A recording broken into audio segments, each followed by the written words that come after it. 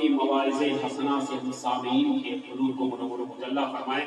اس لیے اس محفل کا اختتام ایک آل رسول کے دعائیہ کلمات کے ذریعے سے اگر ہوتا ہے، نصیحتوں کے ذریعے سے ہوتا ہے، تو جس محفل میں ان کی دعائیں سے سبتے میں جو محفل منعقد ہوتی ہے، یقیناً یہ مقبولیت کی دلیل ہوتی ہے۔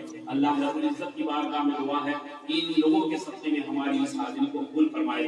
آئیے حضرت کا استقبال نعرہ تکبیر نعرہ رسالت سے کریں۔ نعرہ تکبیر، اللہ اکبر، نعرہ تکبیر، نعرہ رسالت، نعرہ رسالت، شہزادہ مخدوم سمنا، شہزادہ مخدوم سمنا، نعرہ تکبیر، نعرہ رسالت۔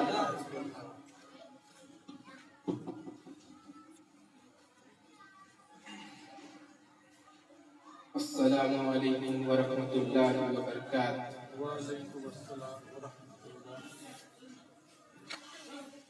الحمدللہ الحمدللہ رب العالمین والعاقبۃ للمتقین والصلاة والسلام علی رسولہ سید المرسلین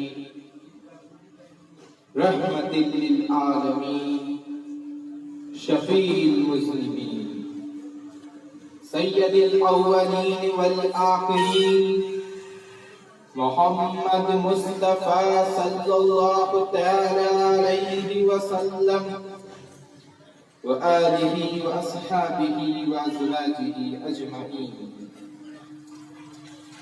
وبعد فاعوذ باللہ من الشیطان الرجیم، بسم اللہ الرحمن الرحیم، وما ارسلناک الا رحمۃ للعالمین۔ صدق اللہ العظیم وبلغنا رسولہ النبی الکریم۔ محترم سامعین اکرام، وقت کو مد نظر رکھتے ہوئے آئیے ہمارا آقا نامدار مدنی تاجدار احمد مجتبیٰ محمد مصطفیٰ صلی اللہ علیہ وسلم کی بارگاہ میں درود و پاک کا نذرانہ پیش فرمائیں۔ اللہم صل علی سیدنا محمد۔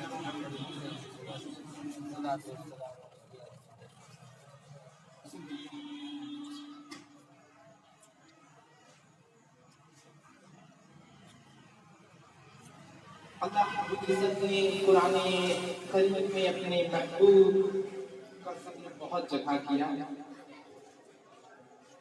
الگ الگ طریقے سے اپنے محبوب کی حق بیان کی۔ یہ مہینہ آج وہ تاریخ 12 کہ جب دنیا میں رحمت للعالمین آئے، سارے عالم کو اپنی نور سے چمکا دیا، تو قرآن کی یہ آیت ذہن میں بار بار آتی ہے کہ اللہ نے اپنے محبوب کی شان میں فرمایا کہ اے محبوب، ہم نے آپ کو تمام جہانوں کے لیے رحمت بنا کر بھیجا۔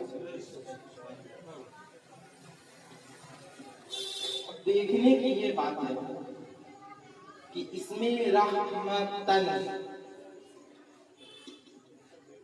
عربی قاعدے کے حساب واقع ہوا ہے، اس میں 4 صورتیں آتی ہیں۔ رحمتن میں پہلی صورت ہے کہ یہاں پر مفعول لہو کے لحاظ سے اگر اس کو لیں تو ترجمہ یہ ہوگا کہ محبوب، ہم نے آپ کو اپنی رحمت کا واحد ذریعہ یا صلہ بنا کر بھیجا۔ ہم نے آپ کو اپنی رحمت کا واحد ذریعہ یا صلہ بنا کر بھیجا۔ اس کے تعلق سے مسلم شریف، بخاری شریف میں حدیث اس کی تائید کرتی ہے کہ اللہ کے رسول صلی اللہ علیہ وسلم نے فرمایا کہ بے شک اللہ عطا کرنے والا ہے، مگر تقسیم میں کرتا ہوں۔ مطلب کہ اللہ دینے والا ہے، ذریعہ رسول ہے۔ اور رسول نے کہا کہ میں کرتا ہوں، یہ مضارع کا صیغہ کرتا ہوں، کروں گا۔ اس سے ایک چیز ثابت ہوتی ہے کہ اگر کہا جائے کہ رسول ذریعہ ہے، ٹھیک ہے، لیکن وہ اپنے دور میں کرتے تھے، تو رسول یہ ہے کہ واحد ذریعہ ہے، تو کیا اللہ کی رحمت اب نہیں ہے؟ جو لوگ اعتراض کرتے ہیں کہ رسول وفات جو معاذ اللہ اس لفظ کے مردہ انبیاء ہو جاتے ہیں، موت ان کو مردہ کر دیتی ہے معاذ اللہ، تو اللہ کی رحمت کا جو واحد ذریعہ ہے بندوں تک پہنچانے کے لیے، معاذ اللہ ان کے نزدیک اگر وہ مردہ ہے تو اب رحمت کیسے بندوں تک پہنچے؟ تو پتہ ہی چلا کہ رحمت رسول اپنے دور میں بھی پہنچاتے تھے، آدم علیہ السلام کے دور میں بھی پہنچاتے تھے، عیسیٰ علیہ السلام کے دور میں بھی پہنچاتے تھے، اور قیامت تک پہنچاتے رہیں گے۔ جو اللہ کی رحمت ہے وہ بندوں تک۔ یہی سے رسول کی حیات، زندہ ہونا نبی کا ثابت ہے۔ دوسری صورت یہ آتی ہے کہ منسوخ واقع ہے تو حذف مضاف کے طور پر آیا ہے، تو یہاں پر معنی ہوگا کہ محبوب ہم نے آپ کو صاحب رحمت بنا کر دے کہ آپ رحمت والے ہیں، رحمت ہے آپ کے پاس، آپ صاحب رحمت ہے۔ تو جو یہ کہتے ہیں کہ نبی جب صاحب رحمت ہے کہ نبی کے پاس مت جاؤ، وہ کیا دیں گے، وہ ہمارے جیسے بشر ہیں، تو کیوں نہیں تمہارے لیے یہ لفظ استعمال ہے کہ تم صاحب رحمت ہو۔ تیسری صورت آتی ہے کہ رحمتن یہ راحمن کے معنی، اس کے لحاظ سے اگر دیکھا جائے تو ترجمہ یہ آئے گا کہ محبوب ہم نے آپ کو سارے جہان میں رحمت فرمانے والا بنا کر بھیجا، کہ مطلب محبوب رحمت بانٹتے ہیں، اور جو رحمت بانٹتا ہے وہ ہمارے جیسا۔ قرآن کی یہ آیت ہی گواہ ہے، ہمیں کسی اور کتاب کی ضرورت نہیں، ہمارا امام قرآن نبی کی زندہ ہونے کا دلیل دے رہا ہے۔ اور چوتھا اور سب سے ٹھوس دلیل جو بنتی ہے وہ یہ ہے کہ یہ منسوب ہے، منسوب اور حال پر واقع اور مبالغہ بھی پھر ہو جاتا ہے۔ تو ترجمہ یہ آتا ہے کہ محبوب ہم نے آپ کے وجود کو، آپ کی ذات کو، آپ کی شخصیت جو ہے اسی کو رحمت بنا دیا، کہ مطلب کہ رسول خود رحمت ہے۔ وجود کو رحمت بنانے کا کہا گیا، ہم نے آپ کے وجود کو رحمت بنایا، آپ کی شخصیت کو رحمت بنایا، تو مطلب آپ رحمت ہے۔ تو وجود کے رحمت ہونے سے پتہ چلا کہ نبی کا جسم بھی رحمت ہے، آپ کی روح بھی رحمت ہے، آپ کا خون بھی رحمت ہے، آپ کا منہ مبارک بھی رحمت ہے، آپ کا کلام بھی رحمت ہے، آپ کا ثبوت بھی رحمت ہے، آپ کی رضامندی بھی رحمت ہے، اور آپ کے خفا ہونا بھی رحمت ہے، آپ کا آنا بھی رحمت ہے، آپ کا جانا بھی رحمت ہے، آپ کا مدینے کی گلیوں میں چلنا بھی رحمت ہے، اور گنبد خضرا میں آرام کرنا بھی رحمت ہے، آپ کا کائنات میں رہنا یہ بھی رحمت ہے، قیامت کے دن ہونا بھی رحمت ہے، اور ہر مومن کی قبر میں، ہر مومن کی قبر میں آپ کا دکھائی دینا بھی رحمت ہے۔ یہ ہے نبی، جن کو لوگ اپنے جیسا بشر بتاتے ہیں، جن کی گواہی قرآن دے رہا ہے کہ وہ اللہ کی رحمت ہے، اور حدیث سے بھی ثابت ہے. یہ بخاری کو مانتے ہیں کہ بخاری شریف، مسلم شریف صحیح، اس کو مانتے ہیں کہ ان کی حدیث جو ہے وہ صحیح ہے. تو بخاری شریف میں رسول کریم کا فرمان ہے کہ رسول کریم ارشاد فرماتے ہیں کہ اے لوگوں، تم جاننا چاہتے ہو، اے عرب کے لوگوں، کہ میں کیا ہوں؟ لوگوں نے کہا جی حضور میں جاننا چاہتا ہوں کہ آپ کون، کیا ہے آپ؟ تو کہا میری حقیقت بس یہی ہے کہ تم جانتے ہو، تم نے سنا ہوگا کہ اللہ الرحمن ہے، اللہ الرحیم ہے، اس کی رحمت کائنات کی جتنی شے ہے سب پر ہے. جو اللہ کی رحمت ہے تم نے سنا ہے نا، یہ تو اس کی جو رحمت ہے وہ رحمت میں ہی ہوں. رسول کہہ رہے ہیں اللہ کی رحمت میں ہی ہوں، اور یہ کہہ رہے ہیں کہ رسول ہمارے طرح عام بشر ہے. لیکن انسان کے دیکھنے کا طریقہ ہوتا ہے. اللہ نے ہم کو آنکھ دی تھی حق دیکھنے کے لیے، ہم نے آنکھ سے حق دیکھا تو یہ آنکھ ہے، ورنہ یہ آنکھ نہیں. اللہ نے ہم کو زبان دی حق بولنے کے لیے، ہم نے حق بولا تو یہ زبان ہے، ورنہ یہ زبان نہیں. اللہ نے ہم کو کان دیے تھے حق سننے کے لیے، ہم نے حق سنا تو یہ کان ہے، ورنہ یہ کان نہیں ہے. ظاہراً تو ہے لیکن حقیقتاً نہیں. دنیا کی ان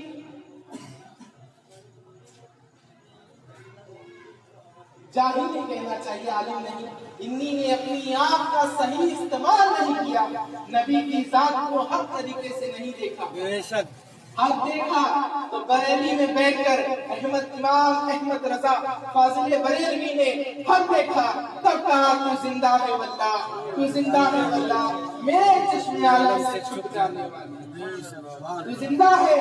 میری آنکھیں تجھ کو نہیں دیکھ پا رہی کیونکہ میری آنکھوں کی قوت کم ہے، لیکن تیری ذات کی افضلیت بہت ہے.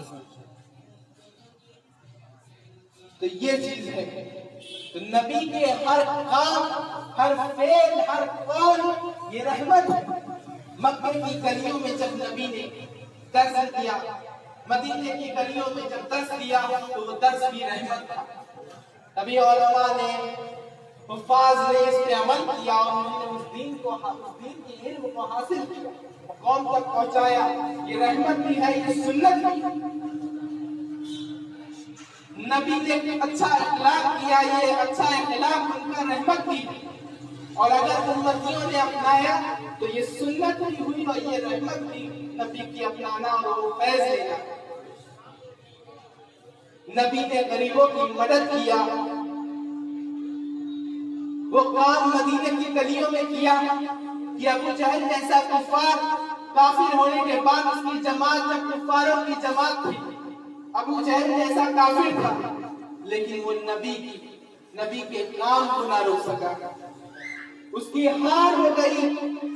بدر کے میدان میں صحابہ کم تھے، یہ لیکن نبی کا درس تھا، ان کی رحمت تھی، یہ نبی کی عنایت تھی کہ وہ کم ہو کے بھی ابو جہل کی فوج پر غالب آئے اور فتح پائے.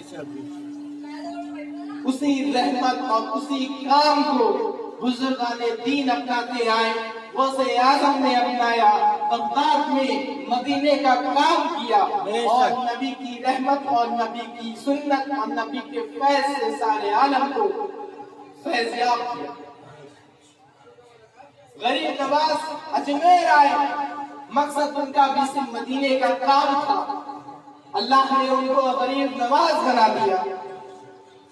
مخدوم اشرف سلطان کی بادشاہت کو ٹھکرایا، تارک السلطنت بنے، آپ کو اللہ نے مخدوم بنا دیا. تو یہ مدینے کا کام ہے۔ حضور محدث اعظم مدینہ شریف سے جب آنے لگے، ان کے دل میں آیا، اللہ کے ولیوں کو اللہ کی طرف سے کچھ الہام ہوتا ہے۔ آپ نے یہ شعر لکھا کہ مدینے کا کچھ کام کرنا ہے سید، مدینے سے صرف اس لیے جا رہا ہوں۔ اور محدث اعظم نے اپنی عمر کے جتنا بھی حصہ رہا، آپ نے اس کو مدینے کے کام میں لگایا۔ اور جب موت آپ پر، کیونکہ یہ بے شک حق ہے کہ کل نفس ذائقۃ الموت، ہر نفس کو موت کا مزہ چکھنا ہے، ذائقہ لینا ہے، موت بھی محدث اعظم کو مدینے کا کام کرنے سے روک نہ سکی۔ آپ نے محمد مدنی کی شکل میں خود کو ایک بار زندہ کر دیا۔ سبحان اللہ، سبحان اللہ۔ وہ مدینے کا کام شیخ الاسلام نے انجام اپنی عمر کے ایک بہت طویل لمبے حصے میں انجام دیا، اور پھر محدث اعظم کے اگلے جانشین فاضل بغداد کو چن کر یہ بتا دیا کہ دیکھو محدث اعظم پھر زندہ ہے، اپنے مدینے کے کام کو جاری کیے ہوئے ہیں حسن عسکری کی شکل۔ بے شک بے شک، سبحان اللہ۔ محدث اعظم نے حضور فاضل بغداد کے پر اپنا ایسا کرم کیا کہ انہی نے بھی محدث اعظم کے مدینے کے کام کو جاری رکھا، وہ مشن کی شکل میں ہو یا کسی بھی چیز کی شکل میں۔ آپ مدینے کے کام کو گلی کوچے تک کرتے رہے، آپ کو محدث اعظم کا وہ کام جاری رکھنا تھا، اور انشاءاللہ محدث اعظم کے اس مدینے کے کام کو آنے والی قیامت تک جتنی بھی نسلیں ہوں گی وہ ادا کرتی رہیں گی، وہ کام کرتی رہیں گی، اور یہ دلیل دے دیں گی کہ مدینے والے کے کام کو دنیا کی کوئی شے نہیں روک سکتی۔ بے شک۔ ابو جہل نے روکنا چاہا تو عمر فاروق سامنے آ گئے، عثمان غنی آ گئے، مولا علی آ گئے، اس کے بعد دنیا میں کئی ایسے لوگ آئے، کئی ایسے دجال آئے جنہوں نے مدینے کا کام کرنے سے بزرگوں کو روکا، لیکن وہ کام نہ رک سکا۔ غوث اعظم کے پاس بہت آزمائشیں آئیں، پریشانیاں آئیں، مدینے کا کام ہوتا رہا۔ غریب نواز آئے، ہندوستان میں بہت ظلم و ستم ہو رہا تھا، لیکن غریب نواز نے مدینے کا کام جاری رکھا۔ مخدوم اشرف نے کچھوچے جیسے جنگل کے زمانے میں جنگل تھا، وہاں رہ کر مدینے کا کام وہ انجام دیا کہ آج کچھوچے کا ڈنکا سارے عالم میں بجا۔ بے شک۔ اعلیٰ حضرت فاضل بریلوی نے بریلی شریف سے مدینے کا وہ کام کیا کہ احمد رضا کا نام دنیا کے کونے کونے کچھ کچھ میں آج لہ رہا ہے، گلی گلی میں جاؤ تو رضا رضا ہو رہا ہے۔ محدث اعظم نے مدینے کی اس کام کو انجام دیتے ہوئے اپنے بیٹے شیخ الاسلام کو دور کے لیے اس لائق بنا دیا کہ مدینے کا کام کرتے رہے۔ تو ہمیں اور آپ کو مدینے کے کام کرنے کا جذبہ رکھنا ہے۔ آج مسلمان کمزور جو ہے، اس کی وجہ یہ نہیں ہے کہ ہم مسلمان میں اتحاد نہیں ہے، پہلے بھی مسلمان بہت کم تھے، لیکن یہ وجہ ایک ہے، لیکن اتنی وہ نہیں ہے کہ ہم مسلمانوں نے مدینے کے کام کو روک دیا۔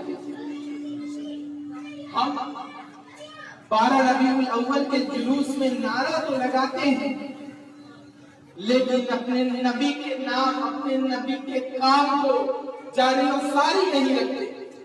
آج یہی وجہ ہے کہ دوسرے لوگ ہم پر غالب آ رہے ہیں۔ اگر آج ہم اور آپ مل کر مدینے کے کام کو گلی کوچے میں، ضروری نہیں ہے کہ ہر کام کے لیے تنظیم کا ہونا ضروری ہو، مدینے کے کام کرنے کے لیے کسی تنظیم کو کہیں سے یہ نہیں کہ کوئی تنظیم بنے تبھی کام ہوگا۔ آپ نے کسی غریب کی مدد کر دی، یہ بھی مدینے کا کام ہے۔ کسی مستحق کی مدد کی، یہ بھی مدینے کا کام ہے۔ اور اگر آپ خلوص و اخلاص سے دوسرے مومن بھائی سے مل رہے ہیں تو یہ بھی مدینے کا کام ہے۔ مدینے کے کام کے لیے پیسے کی ضرورت نہیں ہوتی، یاد رکھیے گا، ہر چیز غیب سے ہوتا ہے۔ پینے کے کام کے لیے دل رکھنا چاہیے۔ اللہ کے رسول صلی اللہ علیہ وسلم فرماتے ہیں کہ قسم ہے اس ذات کی کہ جس کے قبضے میں میری جان ہے، کوئی شخص اس وقت تک مومن نہیں ہو سکتا جب تک وہ اپنے والدین، اپنے بیٹے، اپنی مال اور تمام مخلوق سے زیادہ محبوب مجھ کو نہ سمجھے۔ تو ہمیں نبی کے کردار و اخلاق کو اپنانا ہے۔ ایسا ہو کہ جب ہم ہمارے محلے میں، ہماری بستی میں، ہمارے شہر میں کوئی آئے تو آنے والا کہے کہ گھبراؤ مت، یہ امت محمدی کی گلیاں ہیں، یہاں پر تمہیں خطرہ کم، یہاں تمہیں تمہاری سرکشا بھی ہے، یہاں پر تمہاری مدد بھی ہے، یہاں پر سکون بھی ہے۔ آنے والا مسافر یہ دل میں عہد کیا ہو کہ اس راہ سے گزریں گے تو اگر میں بھوکا ہوں تو مجھے پوچھنے کے لیے امت محمدی والے لوگ ہوں گے۔ نبی کے غلام ایسا اخلاق پیش کر دے کہ سامنے والا اگر برا بھی ہے، وہ دین سے بھٹکا بھی ہے، تو اہدنا الصراط المستقیم پہ چل جائے۔ میرے نبی کا درس تو یہی ہے۔ آج ہم لوگ بزرگوں کی کرامتوں کو بیان کرتے ہیں، آج ہم بزرگوں کے نام پر لڑ رہے ہیں، یہ غلط ہے۔ بزرگوں کی سیرت کو دیکھ لو، سارے اختلاف ختم ہو جائے گا۔ بزرگوں کے اندر کی عاجزی کو دیکھ لو، انقلاب پیدا ہو جائے گا۔ مسلمان کمزور ہو مال سے، پھر بھی وہ جان سے مضبوط ہو سکتا ہے۔ بس انقلاب پیدا کرنے کے لیے اخلاق کا وسیع ہونا ضروری ہے۔ ہمیں اپنوں سے بڑوں سے محبت، ان کی عزت کرنا چاہیے۔ چھوٹوں ہے تو چھوٹوں سے محبت کریں، سلام میں پہل کریں، یہ سب اسلام کی بنیاد ہے۔ اسلام نہیں سکھاتا کہ محبت کرو، اسلام خود محبت کرتا ہے۔ تو ہمیں دین کو پھیلانے والا بننا ہے، ہمیں علماء کی عزت کرنا ہے۔ آج یہ دن 12 ربیع الاول، یہ مہینہ رخصت ہو جائے گا، لیکن ہمیں اس مہینے سے کچھ حاصل کرنا ہے۔ مسلمانوں کا زندگی رہے نہ رہے، لیکن کم سے کم تم یہ فخر کر سکو محشر میں کہ جب تمہارے نبی کو تم اپنا چہرہ دکھاؤ تو کہو کہ انا غلام، میں آپ کا غلام ہوں۔ بے شک یہ نہ ہو کہ تم وہاں پر نبی کو چہرہ نہ دکھا پاؤ، کیونکہ نبی نے کا فرمان ہے کہ جو میری سنت پہ عمل کرتا ہے، جو میرے طریقے پہ عمل کرتا ہے، جو میری راہ پہ چلتا ہے، وہ میرا ہے۔ اور اس کا الٹا سوچو کہ جو نبی کی راہ سے بھٹک جاتے ہیں، وہ میدان محشر میں نبی کو کیا جواب دیں؟ ہمیں نہیں دیکھنا کہ سامنے والا کیا کر رہا ہے، ہمیں اپنے نبی کے کردار و اخلاق سے ہمیں کچھ لیسن حاصل کرنا ہے۔ اپنی زندگی کو ایسا بنا لو کہ آنے والے لوگ تمہیں اپنا آئیڈیل سمجھیں، لوگ کہیں نہیں وہ شخص بہت اچھا ہے۔ کیونکہ اگر انسان کی موت کے وقت 4 ایسے لوگ بھی مل جائیں، سچے ہونے چاہیے، جو حق بات کہیں کہ فلاں شخص بہت اچھا تھا، نبی کا غلام تھا، عاشق تھا، غریب پرست تھا، اللہ اس کی بخشش کر دیتا ہے۔ یہ رسول کریم کا فرمان ہے۔ تو ہمیں ایسے کام انجام دینے ہیں کہ وہ ہمارے لیے ثواب جاریہ بنے۔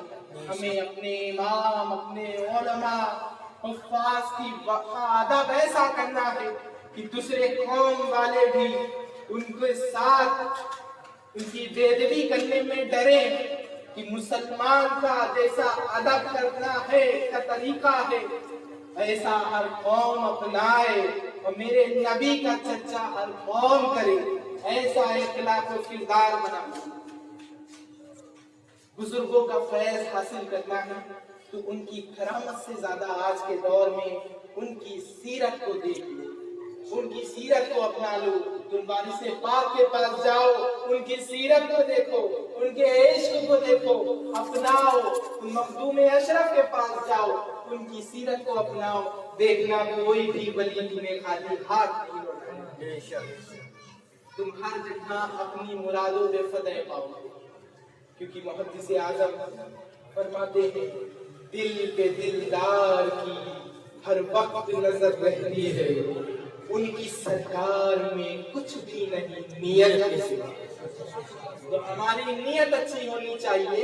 हमारी नियत ये हो कि ये मुसलमान भाई है, इसने हमसे कोई चलो ऊंची नीची बात भी कर दी, लेकिन हम इसके फायदे के लिए खड़े हो जाए, लेकिन इसका नुकसान ना करें। हमें तिजारत को आगे बढ़ाना चाहिए, हमें दीन की खिदमत को अंजाम देना चाहिए, और मदीने के काम करने का दर्स हर शख्स हर मोमिन अपने बच्चों को, तभी तो वो मोमिन है। वरना मोमिन तो नाम का हो जाएगा, काम का वो मोमिन नहीं रह जाएगा। ये इस्लाह उम्मत है और इसकी इस्लाह इमाम उलमा करते हैं, पर अफसोस है कि लोग बहुत कम इसको अपनाते हैं। नबी के मिलाद में, नबी की महफिल सजाने में आप अपने हाथ को वसी कर लीजिए, चिरागा महफिलों को सजाने में, गलियों को सजाने में, लंगर करने में आप ताउन करिए। इंशाअल्लाह शेख सादी फरमाते हैं, सोचिए कि बहुत बड़े बुजुर्ग, कि मैंने दो शख्स को सारी जिंदगी ढूंढना चाहा लेकिन मुझे ना मिले। एक वो जिसने अल्लाह की राह में खर्च किया और गरीब हो गया, अल्लाह की राह में खर्च किया और गरीब हो गया। दूसरा वो जिसने जुल्म किया और वो अल्लाह की पकड़ से बच गया।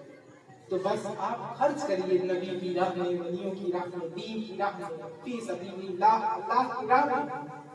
इंशाअल्लाह ऐसा कोई वक्त नहीं होगा, आजमाइश थोड़ी देर के लिए हो, लेकिन वो आजमाइश होगी, वो आप पर किसी तरह का कहर नहीं होगा।